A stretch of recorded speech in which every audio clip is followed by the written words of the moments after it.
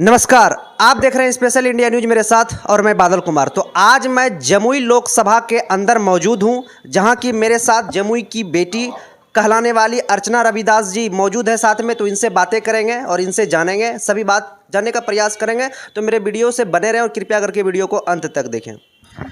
सबसे पहली बात तो मेरे चैनल में आपका स्वागत है। आपका भी स्वागत है। जैसा कि आपका राजनीतिक में जो एक कदम है और शायद इससे पहले जो है लोगों के लिए एक नया ही चेहरा है। आज से पहले आपके बारे में नहीं जान रहे थे लोग, मतलब बहुत ही जानते भी होंगे तो बहुत कम जान रहे होंगे, आपके कलीग ही जान रहे होंगे। लेकिन राजनीतिक में जो आप कदम रखें, इससे पहले आपका मतलब कैसे विचार आया कि मुझे अब राजनीतिक में लोगों की सेवा करना है? इस बात देखिए, जहाँ तक पहचानने की बात है तो हम लोग 2014 से ही यहाँ अपने समाज में के लोगों के बीच हम लोग जाते थे। हर लोगों की समस्याओं में, सुख दुख में साथ रहते थे। अपने स्तर से जहाँ तक हो पाता था हर संभव उनका मदद करने की कोशिश करते थे। तो यहाँ के लोग, लोकल लोग तो जान रहे थे। अब हम लोग ज़्यादा हाईलाइट अपने आप को कर नहीं रहे थे कि लोग बाहर के लोग भी जाने, इसलिए बाहर के लोग नहीं जान रहे थे। और हम लोग ऐसे भी, आप लोग ये जानते होंगे कि हम यहाँ की बेटी हैं। तो 2014 के बचपन से ही लोग हमको जानते हैं यहाँ। तो ये कहना गलत होगा कि हम अभी नए नए आए हैं, बहुत पहले से हम यहाँ कार्यरत थे। जब आपको टिकट मिला, राजद प्रत्याशी के द्वारा जब आपको टिकट मिला, तो बात भी कुछ हुए होंगे लालू प्रसाद यादव जी से। तो क्या क्या मतलब कैसे आश्वासन दिए और क्या क्या प्रेरणा दिया आपको जीत के लिए?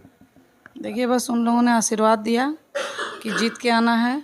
और प्रेरणा की जहाँ तक बात है तो उन लोगों ने देखा था कि ये बहुत दिनों से अपने क्षेत्र में कार्यरत है, लोगों के बीच जाती है, लोगों का जुड़ाव इनसे है।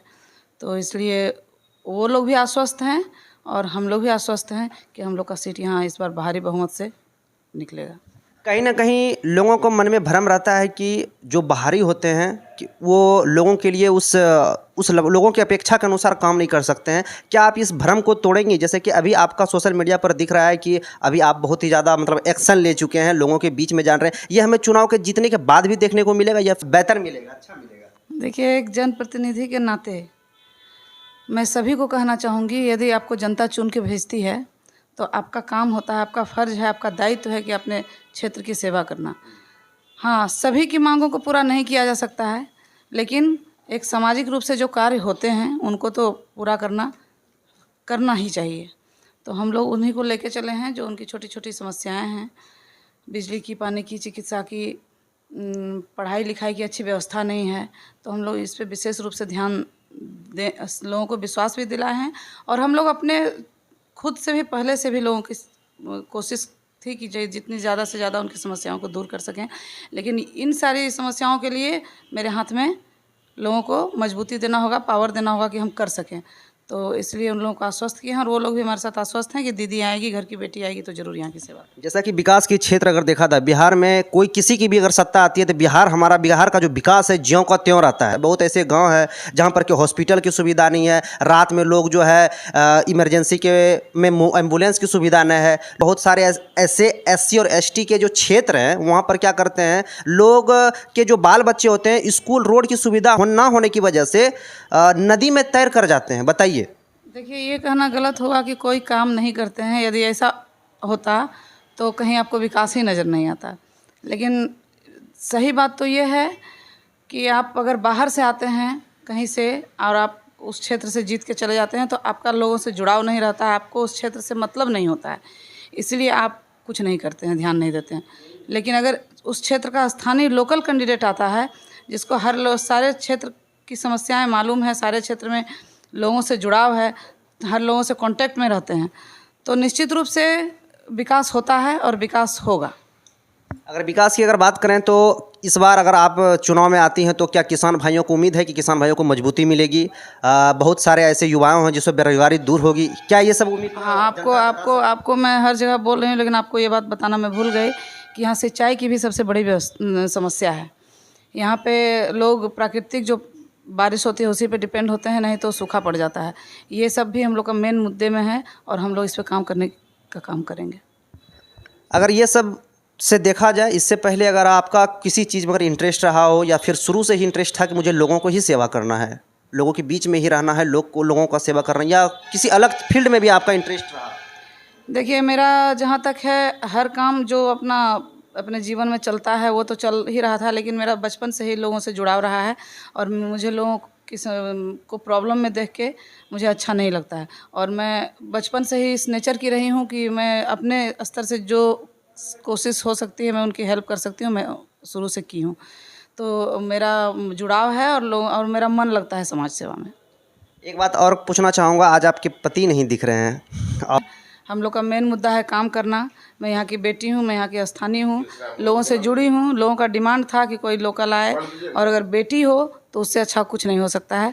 बेटी से अच्छा केयर बेटा भी नहीं कर सकता है। तो ऐसी सब कोई बात नहीं है। मेरा क्षेत्र है, मेरा क्षेत्र शुरू से घूमती आई हूँ, सारे लोगों की समस्याओं को जानती हूँ, और यहाँ पे कोई कास्ट की बात नहीं है। वो हम लोग का पर्सनल मैटर है, और संविधान ने ही अधिकार दिया है कि हम किसी भी कास्ट से शादी करें। जातिवाद ख़त्म करो, सारे लोग ये जाति और दल के भावना से ऊपर उठ के विकास के काम में ध्यान दो, उनकी बात करो। तो ये सब लोग हम लोग की छवि खराब करने के लिए बोलते हैं। इस पे हम लोग विशेष कुछ टिप्पणी करके पूछें। जैसा कि आपने अभी अर्चना रविदास जी का इंटरव्यू सुना, देख सकते हैं वहाँ यहाँ उनके कुछ समर्थक हैं जो कि अभी लोगों के बीच में जाकर के जो है जनसंपर्क करते हैं। लोगों को जो है क्या क्या प्रॉब्लम है उन सभी को ध्यान में रखते हैं, ताकि लोग जो है उसे इस बार जो है सत्ता में लाएं और लोगों के लिए काम करें। तो देख सकते हैं कितने समर्थक हैं। चलिए इनसे बातें करते हैं। तो कहाँ पर अभी निकल रहे हैं? आज हम लोग जम्मू लोकसभा के बरहट प्रखंड के इलाके में पंचायत, कल भी 4 पंचायत, आज 5 पंचायत का दौरा है। माननीय लोकसभा सदस्य प्रत्याशी जो हमारी अर्चना देवी जी हैं, उनका कार्यक्रम लगातार जनसंपर्क चल रहा है, और सारा गरीब वर्गों का ताकत, बहुत ज़बरदस्त समर्थन गरीबों का मिल रहा है। 85% का अपार समर्थन है। 85% का। विरोधियों के बारे में क्या कहना चाहिए? कोई विरोधी नहीं है, कोई विरोधी नहीं। विरोधी का सवाल कहाँ। 10 साल में जो है, जो राष्ट्रीय अध्यक्ष जी हैं चिराग जी, 10 साल यहाँ के लोगों को दिग्भ्रमित करके मोदी जी के नाम पर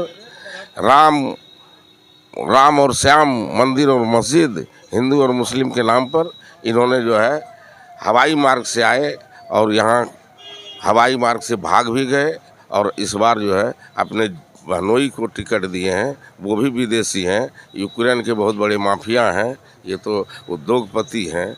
और ये लोग जो है आज तक किसी गरीब से, हम माननीय चिराग जी से पूछना चाहेंगे और जम्मू की जनता पूछना चाहती है कि 10 साल में जम्मू के इलाके में किसी चौक चौराहे पर अगर अपना कदम रखा हो, या किसी प्रखंड में अपना 10 गो कार्यकर्ता बतावे, या विकास का क्या काम किया है। वो तो बड़े खानदान के बेटे हैं, बड़े बाप के रामविलास जी के नाम पे, और नरेंद्र मोदी का जो जुमला पूरे देश में चला, उसके जुमला के बदौलत इन्होंने जो है 2 बार यहाँ का सीट हड़पने का किया।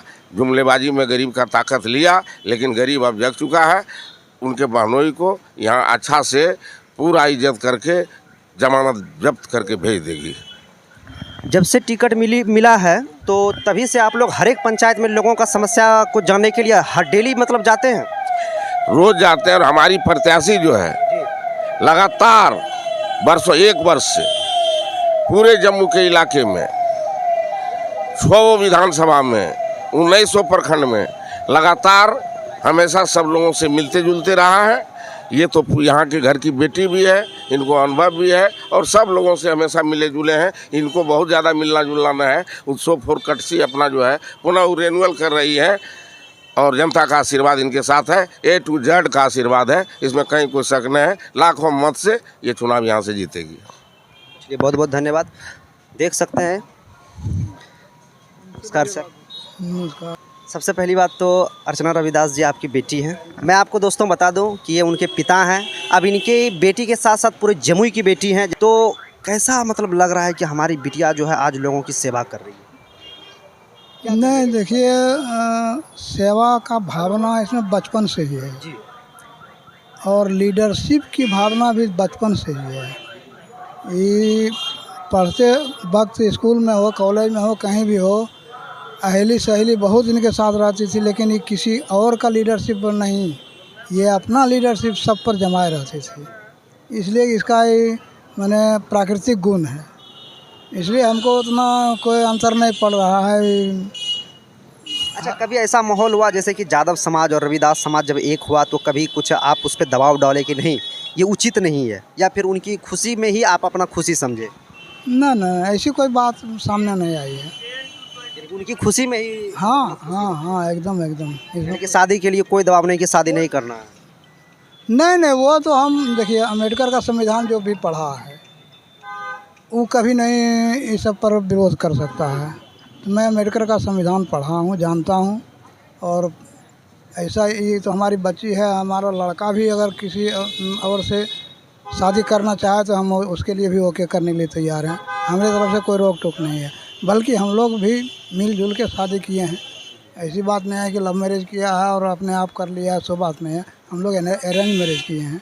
अच्छा मतलब कि पहले मिले उसके बाद फिर जो है आप लोगों ने फिर उसके, तो अभी उसके बाद अभी उन्हीं के साथ जो है लोगों के बीच में जा रहे हैं संपर्क करने के लिए। जी जी जी जी। तो चलिए, आप लोगों ने देखा सभी समर्थक हैं, उनके पिता भी उनके साथ हैं। तो चलिए इसी के साथ हम वीडियो विराम, कल मिलते हैं आप लोग से अगले वीडियो में कुछ नया लेकर। तब तक के लिए जय हिंद, जय भारत।